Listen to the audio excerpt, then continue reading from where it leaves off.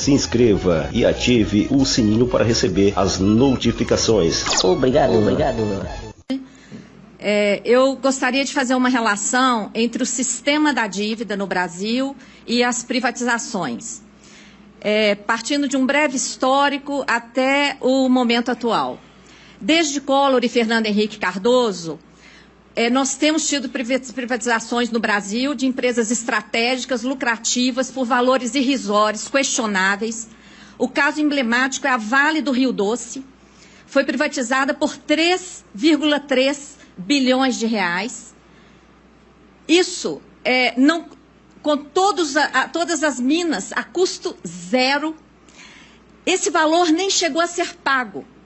Foram entregues empréstimos do BNDES e foram entregues papéis podres.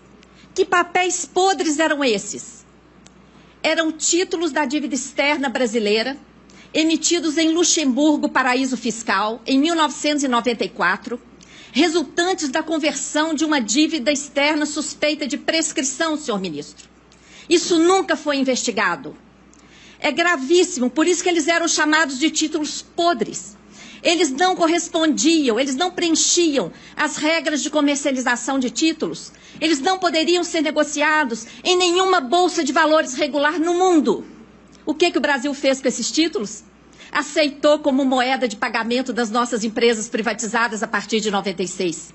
Outra parte desses títulos foi transformada em dívida interna, lá no início do Plano Real, quando pagávamos quase 50% ao ano de juros. Então, é um absurdo essa questão.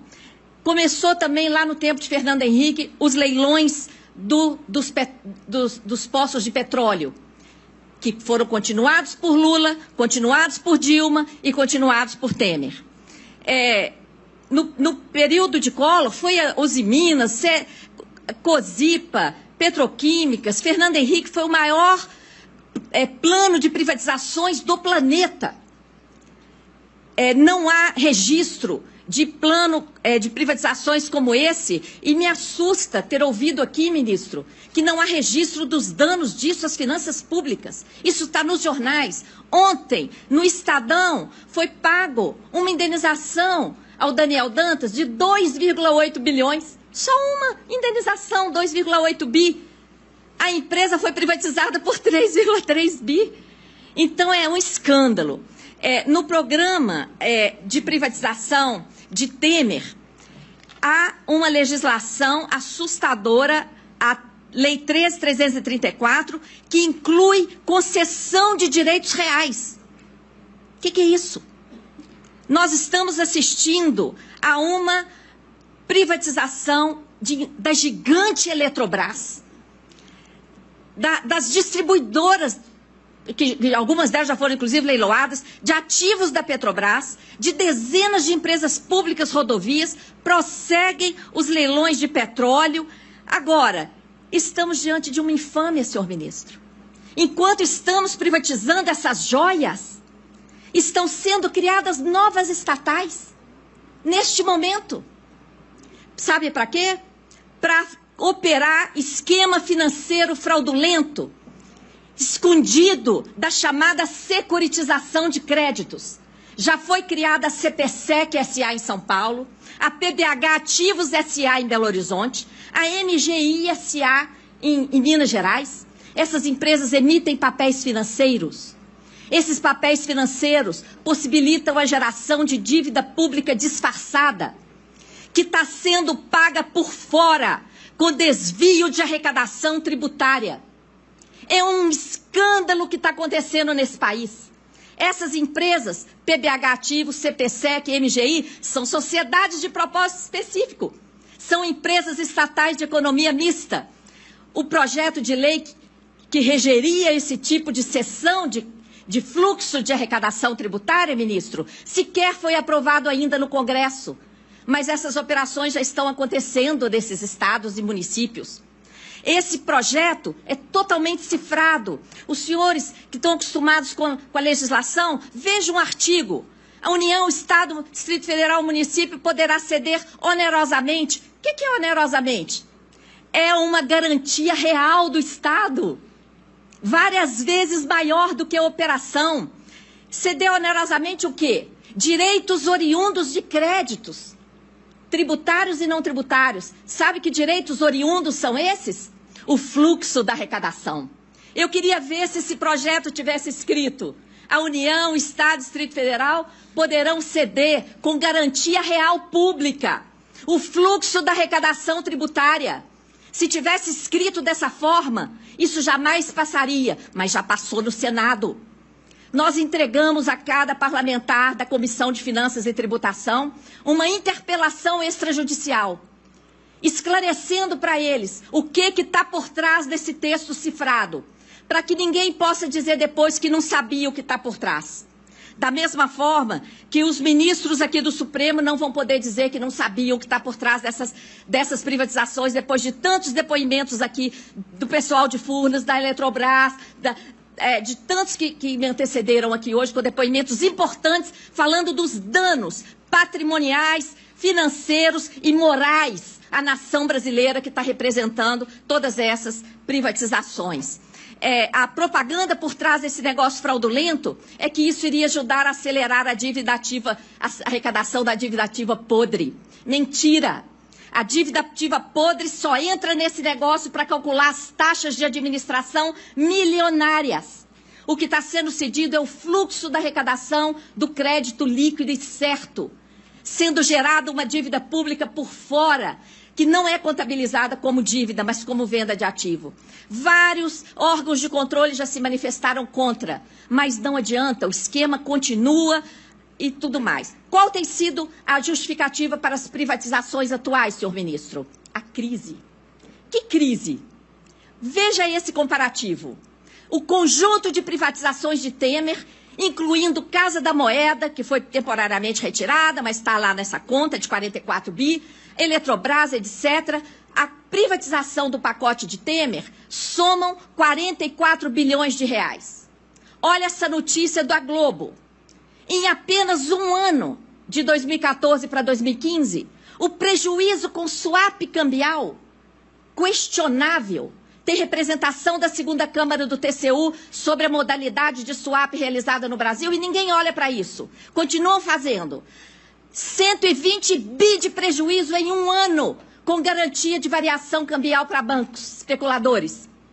O que adianta privatizar todo o patrimônio público por 44 bi e em um ano dá 120 bi de prejuízo com swap cambial?